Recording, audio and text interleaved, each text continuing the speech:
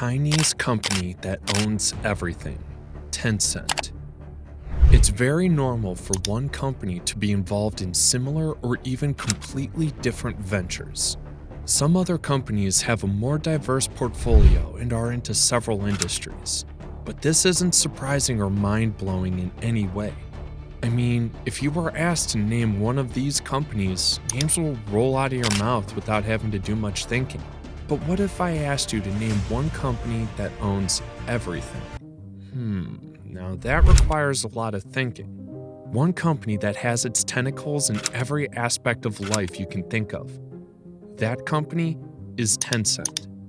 For a company that you probably haven't heard of before, Tencent has its claws deep into a number of your favorite products and services.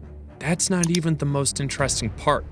If you look up the world's largest companies, Tencent ranks above the likes of LVMH, MasterCard, Facebook, and Nestle, making it one of the most valuable companies in the world. Tencent is not a household name in most parts of the world because they operate in the shadows. A lot of people don't know what they're about or how they operate. We bet you belong to this category. However, in China, they're the most talked about. Tencent has dominated every aspect of life in China, but they have at the same time made life a lot easier. So I guess the pros outweigh the cons. Or not. Is Tencent really an angel or the devil in disguise? Is the company really tending to needs, or is everything just a front? Want to know? Then watch this video to the end. Welcome back to our YouTube channel. Today, we'll be talking about the Chinese company that owns everything. Don't forget to click on the like button, subscribe to this channel, and also turn on post notifications. Now sit back and enjoy while we dive right in. Tencent has such an impressive success story as the company was built up from scratch into what it is known today. Knowing that Tencent is a multi-dollar company is not enough because when you ask people what exactly Tencent does, you would be met with a confused look. Tencent is the definition of a jack of all trades and master of them all. They offer every form of service from gaming to bank transactions, Uber services, social media, and anything you can think of. Try to imagine all the technological services you use to make your life easier. Tencent has it all. I know you must be amazed by the success of this company by now, but there's a catch. As much as the glorious beauty of their technological advancement is alluring, the story of the business, its owner, and their data ethics are all quite controversial.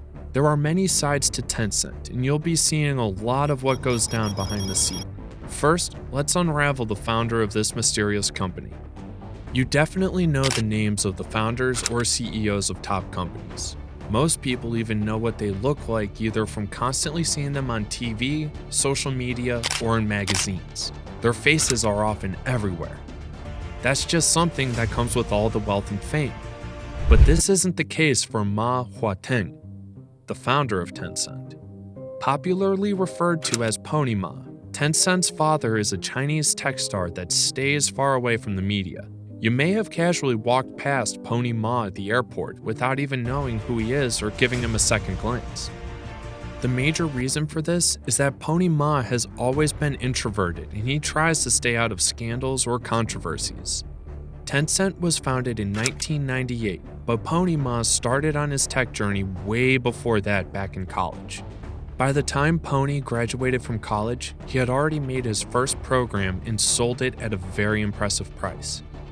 After college, Pony began thinking of ways to fully utilize the potential of the then newly introduced internet. Pony Ma's first breakthrough came from building an app called QQ. Hold on, that was not the original name. What caused this name change? Even though at the time it was quite common for the Chinese to clone growing ideas from the Western world and customize them to fit their needs. Pony Ma took it a step further, and he has since operated his business with this very pattern. Another Chinese got the idea to build a replica of Western chatting app, ICQ. Pony Ma ripped off the idea, built the same thing, and called it OICQ. However, after some time, the original company from the United States charged Tencent with a lawsuit for intellectual property theft and to settle. The company demanded that Tencent stopped using the name OICQ, in this birth, QQ. QQ grew over time to become a big company, and its location in China played a huge role in this. China is a country with a huge population, and its citizens alone was enough to generate wealth for Tencent. Tencent QQ functioned as a social media app and grew as people began to share with their friends and family so that they could easily communicate. Tencent faced its first competitor problem with the almighty Microsoft. As of then, Microsoft had already established itself in the United States and was beginning to stretch its wings into China. Given the strength of its status and resources, it didn't take long for Microsoft to become a threat to Tencent. Microsoft launched MSN as a chat service to the Chinese market as a direct competitor to Tencent's QQ app. The battle went on for about a year in 2004 when professional bodies and offices began to adopt MSN as their preferred mode of communication because QQ still had to deal with a lot of bug issues and was seen as a mere casual chatting app. If there was a need for professional communication, people began to switch to MSN, and this was costing QQ a lot. However, in the long run, QQ won over Microsoft's MSN. The biggest reason for this was that it was a local company that was situated directly in China, where it had close contact with its consumers and could easily relate to their needs and problems at any time. Meanwhile, MSN is a company that has its headquarters in the US. It took a longer time for the main company to realize the problem its users were facing, and required a lot of processes to get things done and fix new problems. Instead, QQ was readily available to the people, and they could implement new features within a short period of time. They were constantly working overtime to ensure that their services got better and increased their revenue generation. When it was clear that there was no going forward with China, MSN came crashing down, and Tencent won its first big battle against an accomplished company. Gradually, Tencent grew from being a mere startup to a giant tech company in China. They soon became a company that took charge of the marketplace with their constant additions of different features to their QQ app. Most of their new additions came from copying other companies and leveraging their huge user base to draw people to use their new products. Ponyma designed QQ specifically for desktops because, in the early years of internet services, people accessed the internet with their desktops. Desktops ruled the world, and QQ was the go-to app for people to communicate with each other.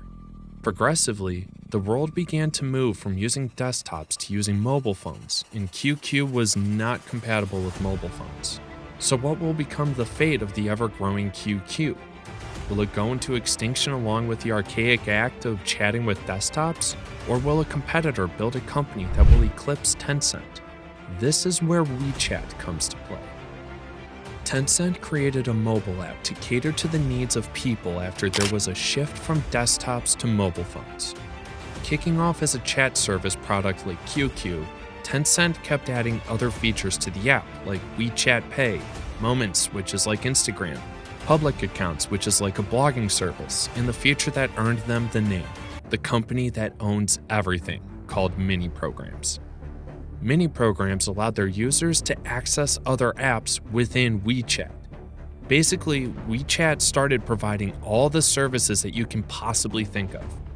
For context, imagine you're in China and you have an app that you can use to send both text and voice messages to your friends inviting them to lunch, book a ride to take you to the restaurant, share your location, and from the app, you can view the menu, order your food, pay for the food. You and your friends can play games on the app, and even book a reservation at a hotel and so much more. But how did Tencent get to this level? During the days of QQ, Tencent had grown to the level of determining who would flourish or not in China. They effortlessly copied the ideas of startups without fear of any legal action. Given their resources, they offered to buy or invest in companies that provide all the services they would love to have on their app. So it gave them absolute control over the services that were incorporated into WeChat. Now, while it might be extremely convenient to have all you need in a single app, there is another side to this. This also means that while you enjoy premium service from just one app, a single company is also in charge of all your data. From your exact location to the money in your account and content of your messages to other people. Sounds a bit scary, don't you think? The next question is, what was Tencent doing with the data of almost everyone in China? With the crazy level of influence that Tencent has in China, it's no surprise that there's a level of relationship between the company's stakeholders and the government. This is where it gets even more controversial. The ruling party in China, the Chinese Communist Party, has a strong influence on Tencent, therefore having direct access to the information of citizens. It is not a secret in China that their movement, communication, and basically all their data are clearly monitored by the government.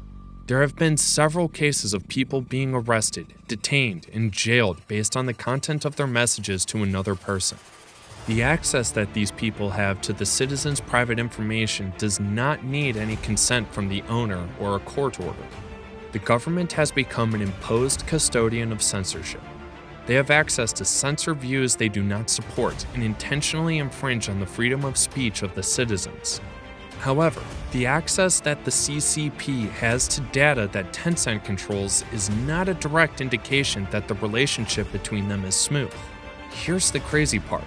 The CCP needs Tencent's app to act as some sort of surveillance system on the country while they are also wary of the kind of power that Tencent holds. So, they try to keep a stable relationship while also preventing Tencent from growing beyond their control. It is indeed a complex relationship between the two bodies. After watching this video, do you think the advantage of ease and convenience gained from having all your essentials in one app outweighs the disadvantage of being weighed and censored by the government? Let us know in the comments below. And with that, we have come to the end of this video. If you enjoyed watching, don't forget to smash that like button and also subscribe to this channel. See you in the next one.